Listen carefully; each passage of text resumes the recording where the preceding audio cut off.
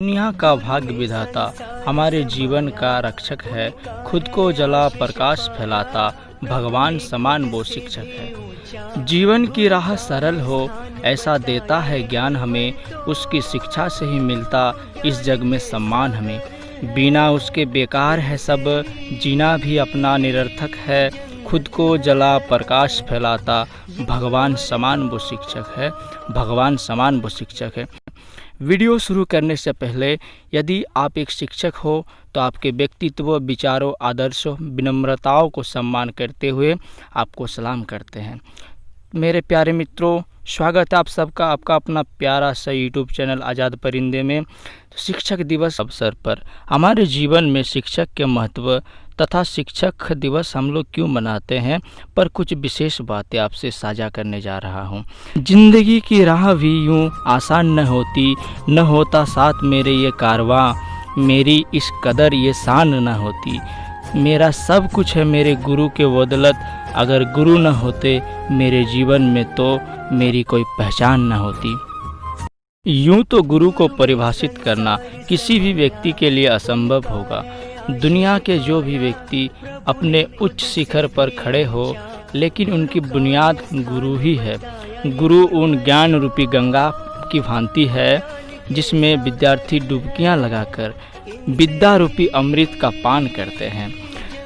गुरु नाम की महत्व हमें तब अच्छी तरीके से समझ में आती है जब महाभारत में एकलव्य गुरु द्रोणाचार्य के मूर्ति को गुरु मानकर अपनी धनुर्विद्या का शिक्षा ग्रहण करता है तथा सर्वश्रेष्ठ धनुर्धरों के साथ साथ महान योद्धा बन जाता है।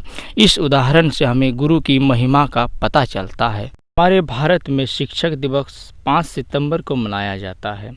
मित्रों, हमारे स्वतंत्र भारत के सर्वप्रथम उपराष्ट्रपति तथा दूसरे राष्ट्रपति डॉक्टर सर्वपल्ली राधाकृष्णन के जन्मदिवस के दिन यह मनाया जाता है। वे भारतीय संस्कृति के संवाहक, प्रख्यात शिक्षाविद, महान दार्शनिक और आस्थावान हिंदू विचारक थे।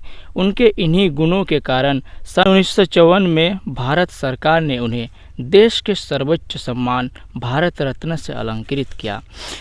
मित्रों, एक बार हुआ यूं कि इनके दोस्तों ने इनसे कहा कि आप अपना जन्मदिवस मनाते हैं, तो इन्होंने कहा कि नहीं, मैं अपना जन्मदिवस अलग से मनाने की बजाय यदि इसे टीचर्स डे के रूप में मनाएं तो मुझे ज़्यादा गर्व की अनुभूति होगी। और तब से 1962 में जिस बार राधाकृष्णन जी राष्ट्रपति बने, उसी साल से इनकी जन्मदिवस के दिन को शिक्षक दिवस के रूप में मनाया जाता है।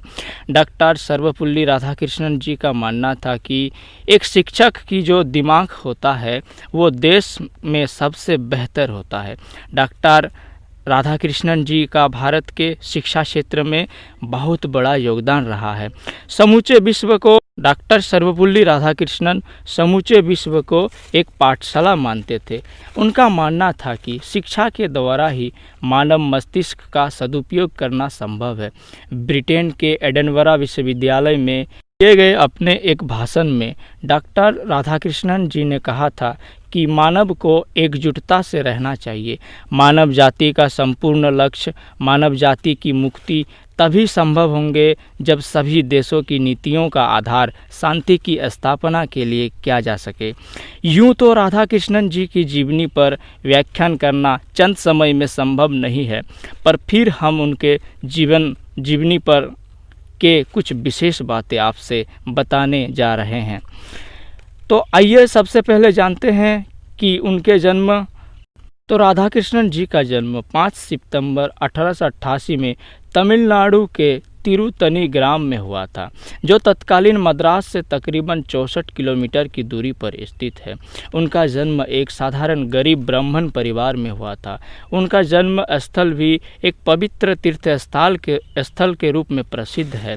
राधाकृष्णन जी के पूर्वज पहले कभी सर्वपल्ली नामक ग्राम में रहा करते थे और 18वीं सदी के मध्य में तिरुतनी गांव की ओर निष्क्रमण किया था। लेकिन उनके पूर्वज यह चाहते थे कि उनके नाम के साथ साथ उनके जन्म स्थल के नाम का भी बोध हो, इसीलिए उनके परिवार में सभी के नाम के पहले सर्वपल्ली लिखा करते थे। उनके पिताजी का नाम सर्वपल्ली विलासमिहाव और माताजी का नाम सीताम्मा था। उनके पिताजी राजस्व विभाग में काम किया करते थे। उनके ऊपर अपने परिवार के भरण पोषण का बहुत बड़ा दायित्व था।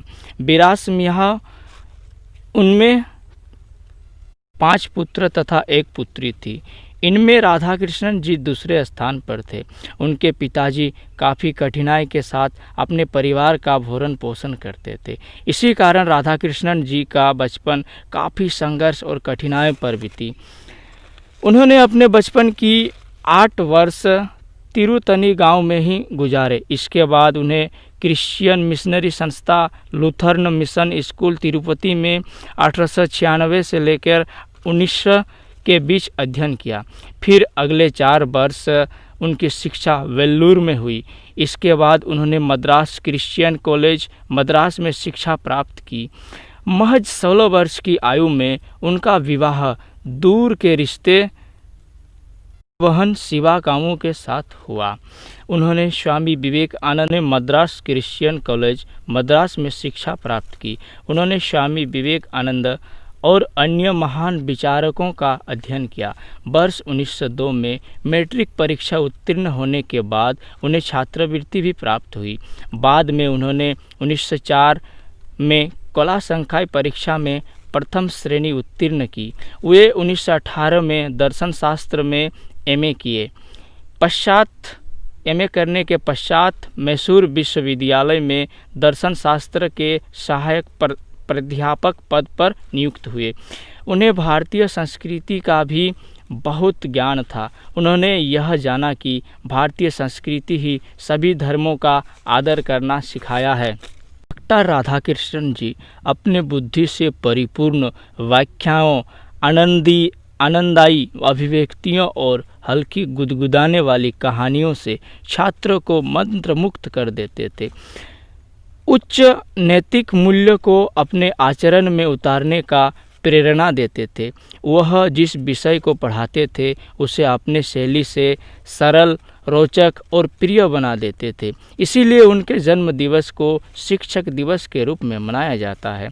उन्हें अनेकों सारे सम्मान से नवाजा गया। वर्ष 1954 में उन्हें भारत के सर्वोच्च सम्मान भारत रत्न से अलंकृत किया गया। 1952 में सोवियत संघ से आने के बाद डॉक्टर सर्वपल्ली राधाकृष्णन उपराष्ट्रपति पद पर निर्वाचित हुए। उन्होंने अपने जीवन में अनेकों संस्थानिक सेवाओं में कार्य किए, जैसे कि सन 1931 से लेकर 1936 तक आंध्र प्रदेश विश्वविद्यालय के वाइस चांसलर रहे। ऑक्सफोर्ड विश्वविद्यालय में 1936 से लेकर 1952 तक प्राध्यापक रहे। सन 1939 से लेकर 1948 तक काशी हिंदू विश्वविद्यालय के चांसलर रहे। 1953 से लेकर 1962 तक दिल्ली विश्वविद्यालय के चांसलर भी रहे।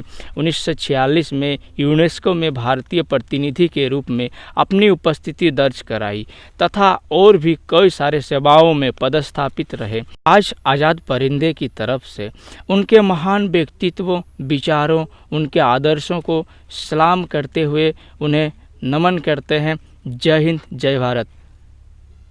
यदि हमारी ये वीडियो आपके लिए उपयोगी हो तो एक लाइक ज़रूर कर दीजिएगा और हाँ, सब्सक्राइब करना ना भूलें ताकि हमारे आने वाली वीडियो आप तक जल्द से जल्द पहुंच सके। यही आशा, यही उम्मीद के साथ हम आपसे विदा लेते हैं।